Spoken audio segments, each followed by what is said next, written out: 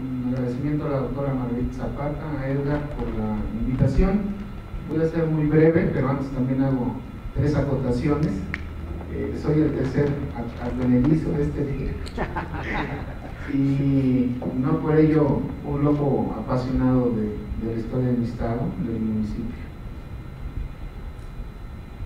La segunda cosa que quiero acotar es lo importante que es para todos nosotros acerca de lo que es la historia oral, que mucho se ha dejado de lado, muchas veces no se le da el peso porque no es una evidencia objetiva considerada así por algunos intelectuales o algunos investigadores, pero hemos escuchado desde muy pequeños estas historias, y cuando se me invitó precisamente para participar aquí, la primera pregunta que me hice fue en el sentido que ¿de qué sirve que conmemoremos a don Emiliano, o a la muerte, el asesinato de don Emiliano, cuando estamos viviendo en una sociedad que se está desgarrando? ¿Y de qué sirve que hagamos memoria o trabajemos con la memoria si de todas maneras el presente avasallante nos rebasa en ideologías, en políticas, en buena voluntad de querer hacer las cosas? Y sigo tratando de contestarme, ya escuchando a los compañeros que me antecedieron en el micrófono, veo que no soy el único que tiene esas dudas, ¿no? Seguimos en esta reconstrucción que han tratado de llenar de bronce y que han tratado de llenar de oficialidad, pero que está latente la sangre con la que bañaron la tierra por la que lucharon. Y el tercer punto es, me decían en una pequeña entrevista que me realizaron allá en Tepoztlán, que yo como psicólogo, ¿qué tenía que ver con la revolución? Y pues es muy fácil. La principal herramienta de un psicólogo es trabajar con la historia personal de un sujeto. Pasa igual en la sociedad cuando una sociedad no conoce precisamente su historia. Hay estos procesos de descomposición que ya mencionaban hace un rato la doctora Aura, que le daba tristeza ver cómo en Cuernavaca se ha vestido de Distrito Federal, y obviamente todos estos procesos surianos que tienen que ver mucho con la religiosidad, con la ceremonialidad, pues han ido perdiendo. Y ahí van varias ciudades del estado Morelos. El pueblo de donde yo vengo, hemos participado y registrado 2 luchas importantes. La primera de ellas, que ya mencionaba la doctora Aura también, que fue en los años 60 con Monte Castillo, que se revive en el año 96, y precisamente continúa esta lucha con el proceso oscuro que están haciendo con el tramo carretero de la vía Pera-Huauca, que se ha dicho y se ha mal informado que los que somos de ahí somos tepoztecos, porque no queremos el progreso. Sin embargo, pues no ha pasado tal situación, sino lo que estamos luchando es precisamente que sea pues un proceso transparente y limpio, no comprando a los líderes ejidales ni comunales. Todo este contexto me sirve a mí para precisamente resignificar la historia, para darle un nuevo rumbo en esta lacerante realidad que nos está tocando vivir, y que está pues obviamente muy metido toda esta cuestión de la narcopolítica. Sin embargo, hoy, en honor a mi general Emiliano Zapata, quiero leerles un poquito de mi reflexión, tratando de darle respuestas. Antes de esto, y aquí mi buen amigo Isaías lo sabe, cada que los corridistas surianos se presentaban en las ferias, en los pueblos de Morelos, iniciaban con un saludo a la concurrencia, y hoy quiero hacerlo con ustedes también con otro poema que voy a dar lectura en este momento, y es muy breve, ya nos cansamos todo de aquí, pero vamos a dar lectura. Saludo a la amable concurrencia en este día de conmemoración de la infame infidencia que socavar intentó a la revolución. 96 años hoy se cumplen de caminar y de esa fatídica traición. Emiliano, te quisieron callar, pero no tenían razón. Perdura la traición a la tierra que con sangre bañaron los que fueron a esa guerra y el verdadero latrocinio pararon. Hoy, respetuosamente recordamos esa gran lucha suriana, donde a muchos celebramos en esa justa muy humana. A todos los que murieron vayan estos versos, pues ya todo lo dieron en tiempos muy adversos. Hambre, dolor y angustia fueron su diario vivir, en una realidad mustia que en verdad los hacía sufrir.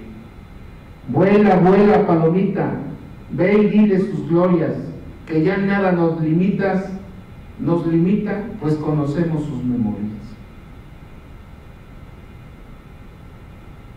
Estamos luchando, abuelos, estamos combatiendo por estos sagrados suelos que con amor aún seguimos queriendo. Este es un poema que hice para la conmemoración del aniversario de don Emiliano, y que fue leído precisamente en un punto en donde se nos reprimió por parte del gobierno de Jorge Carrillo Lea en el municipio de Tlaltzapán, en donde se cumplieron también 18 años de la muerte de nuestro compañero Marcos. Si me lo permite, daré rápidamente lectura a la siguiente reflexión. Nos reúne aquí el aniversario luctuoso de nuestro general Emiliano Zapata Salazar. Cada aniversario es especial porque cada año nuestro país nos plantea nuevos retos y realidades a los que enfrentarlos nos sirve mucho la historia, y por eso usamos la memoria de esos hechos que llenaron aún más de sangre la revolución suriana. Es útil recordar que en un contexto sociopolítico que todos estamos siendo testigos, donde la sangre de la clase más pobre sigue siendo derramada, como con los 43 desaparecidos, todos han enmudecido y resignado como si esto no fuera más que la vida misma. Nos hemos acostumbrado a mirar en todos los medios cómo la destrucción y la muerte es lo más común, y se ha normalizado a tal grado que ya nada nos conmueve. Nos hemos normalizado tanto con la corrupción de la clase política que no sorprende el dispendio con el que viven, sin importar el amplio margen de la brecha de desigualdades. Y también ya nada nos sorprende ver casas, viajes, lujos y excentridades en contraste con la paradójica vida de un campesino que labra la tierra y que ayuda a la sustentabilidad de las grandes ciudades como esta en la que nos tocó vivir. Pero allá, en nuestra tierra, no nos quedamos atrás. En la tierra que vio nacer a Zapata, las cosas no pintan bien. La clase política se ha encargado del desencanto de la gente con la imposición de proyectos como la termoeléctrica y el gasoducto, la autopista Cuautla-La Pera, donde ha sido poco transparente y no dan rendición de cuentas de frente al pueblo, donde hay represión, donde cada vez más el campesino está siendo olvidado para dar paso a proyectos turísticos o de supuestos desarrollos de vivienda minando el campo morelense. Hoy, en este 96 aniversario luctuoso de Emiliano, no debemos perder de vista que vivo y muerto simbolizó siempre una lucha recta con principios que buscaron siempre la justicia, que las cosas cambiaran de rumbo y que en un mundo donde conviven todos, ni uno fuera más ni menos que el otro. Emiliano simbolizó esa lucha no solo agraria, sino también política, social, educativa. Mantenía pues un proyecto de nación igualitario y equitativo. En un parte militar, en 1911, Francisco Leiva notifica a la superioridad que Zapata ha escrito lo siguiente: ruego a usted y a todos sus secuaces se dirijan a la cabeza y no a los pies para los arreglos de paz, y no me confundan a mí con Figueroa, que no es más que un pobre miserable que solo lo impulsa el interés y el dinero. Por último, diré a ustedes que yo no me he levantado no por enriquecer, sino por defender y cumplir ese sacrosanto deber que tiene el pueblo mexicano honrado, y estoy dispuesto a morir a la hora que sea, porque llevo la pureza del sentimiento en el corazón y la tranquilidad de la conciencia. Documento que nos deja testimonio del pensar del general Zapata, con una lucha arraigada en profundas raíces de transformación y no de negociación corrupta. Por ello, Goma, en su clásico libro de la Revolución Mexicana, también nos deja entrever a un emiliano muy directo, cuando ahí se afirma: para Zapata, como dijeron los agentes, la Ciudad de México era un nido de políticos y foco de intrigas. El propio Zapata no se mordía la lengua para hablar de los políticos. Estos cabrones los llamó en una conversación que sostuvo más tarde con Villa. Luego que ven tantito el lugar, luego se quieren abrir paso y se van al sol que nace. Al sol que nace se van mucho al cabrón. Por eso a todos los cabrones los he quebrado, yo no los consiento. Este era el hombre suriano, el hombre que encabezó la lucha armada, pero sobre todo encabezó la esperanza de un mundo mejor. Cuando se tiene la oportunidad de mirar documentos de aquella época, sin lugar a dudas podemos apreciar la percepción de la gente que veía en el general Emiliano a ese hombre íntegro que en verdad sostenía una lucha a favor de los más pobres. En una carta fechada en Tepoztlán, ante su problema expresa un joven diciéndole que como no tiene él a nadie más de familia, pide su socorro, pues lo ve como su padre y tiene puesta toda su confianza en él. Esa misma percepción se mantiene en muchas evidencias que llegaron hasta nuestros días. Asimismo, el soldado Juan Zenón Rodríguez, el famoso Pedro Martínez de Óscar Lewis, narra cuando supo de la muerte del general que sintió su muerte como la de su padre mismo. Este también era emiliano. La parte que muchos desconocemos, la de ser visto como ese aliciente y motivador de la desesperanza, de ser el padre en la orfandad, de la miseria y el hambre. Por ello los pueblos enteros se unieron a la causa suriana, porque creyeron en esa figura paternal que ofrecía protección y justicia. Tus memorias ensalzarán las nuevas generaciones, libres ya de humillaciones de los que gobernarán. Que las bendiciones caigan sobre ti, Emiliano, y que ya no haya otro tirano que gobierne en el patrio suelo. Escribía con mucho adelanto Fernando García, un 19 de abril de 1915, desde Tacubaya. Esta percepción fue muy significativa. De parecidas líneas encontramos las siguientes palabras: a la hora del combate se le veía en los puntos de mayor peligro, con su traje negro de charro, adornado con magnífica botonadura de plata, sombrero galoneado de grandes dimensiones, al estilo suriano, montado en su hermosísimo caballo, con la pistola al cinto, la carabina en la mano terciada, la carrillera y siempre bien parqueado, el machete suriano en el costado, pendientes de su cuello unos soberbios anteojos prismáticos que usaba constantemente, y con la sonrisa en los labios y el puro en la boca que jamás abandonaba, se presentaba ante las muchedumbres que lo seguían entusiasmados como el genuino representante del verdadero tipo nacional. Esto escribió don Octavio Paz Solórzano en 1936. Doña Leonor Díaz de Tepoztlán recuerda con mucha nostalgia las pláticas de su papá don Francisco Díaz, soldado de caballería al mando del general Timoteo Sánchez. Mi papá hablaba muy poco de la revolución, siempre decía que ni Dios quería que se vuelva a repetir. Mira, mija, en combate lo tengo presente en mi cabeza. Tenía yo 14 años, era en Milpalta, íbamos a tomar al Distrito Federal. Yo lo recuerdo muy bien. Pocas veces había yo visto al general, y ese día vi cómo al caer uno de nosotros se acercó con su caballo para levantarlo, nomás así de jalón. Lo levantó, era bien entrón, no se rajaba para entrarle a eso de echar bala.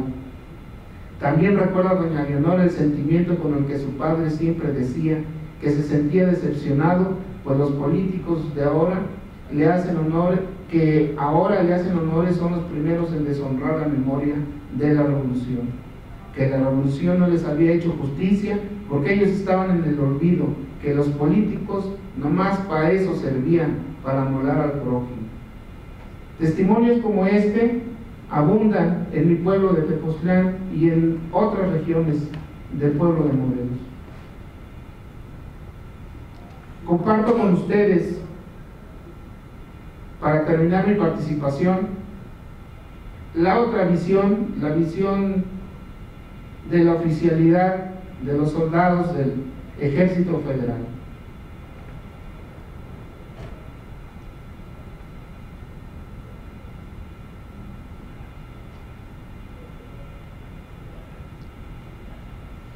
Pero solo la traición pudo eliminar a este simbólico hombre. Dice un escrito lo siguiente: un acontecimiento de gran trascendencia para la paz y desarrollo de estas regiones acaba de registrarse. Emiliano Zapata ha dejado de existir, el por tantos años irreductible jefe de la rebelión suriana, el hombre símbolo del zapatismo interminable y proteico, el abanderado del plan de Ayala, el invencible e incansable Atila del Sur ha sucumbido al fin. Un firme propósito, un decidido empeño, una labor especial de habilidad y audacia por parte de esta jefatura de operaciones y sus subordinados fueron necesarios para alcanzar este resultado que parecía imposible, conociéndose débil, teniendo tal vez vagamente el presentimiento de su fin, siempre desconfiado y siempre alerta, con el espionaje como aliado y el terreno como protección. Zapata pudo por muchos años mantenerse ileso, viviendo a salto de mata, en movilidad continua, eludiendo el combate franco y burlando las bien organizadas persecuciones, obligado por último a dar la cara, acorralado como una fiera que de otro modo se escaparía, tuvo que sucumbir. El ciudadano general Jesús M. Guajardo del 66 Regimiento dieron el golpe de gracia al célebre cabecilla en la hacienda de San Juan Chinameca a las 2 de la tarde del día 10 de abril, y como el mejor trofeo de triunfo trajeron a entregar el cadáver de Emiliano a esta jefatura de operaciones. Desaparecido Zapata, el zapatismo ha muerto. Fue comunicado, pensado y escrito por Pablo González, jefe de operaciones federales destacamentado en Cuautla, Morelos. La invitación para mí en lo personal, como ciudadano mexicano y como hijo también del pueblo de Morelos, es la siguiente que comparto de manera escrita. Hoy, a 96 años, la invitación a salvaguardar nuestros montes y aguas sigue vigente.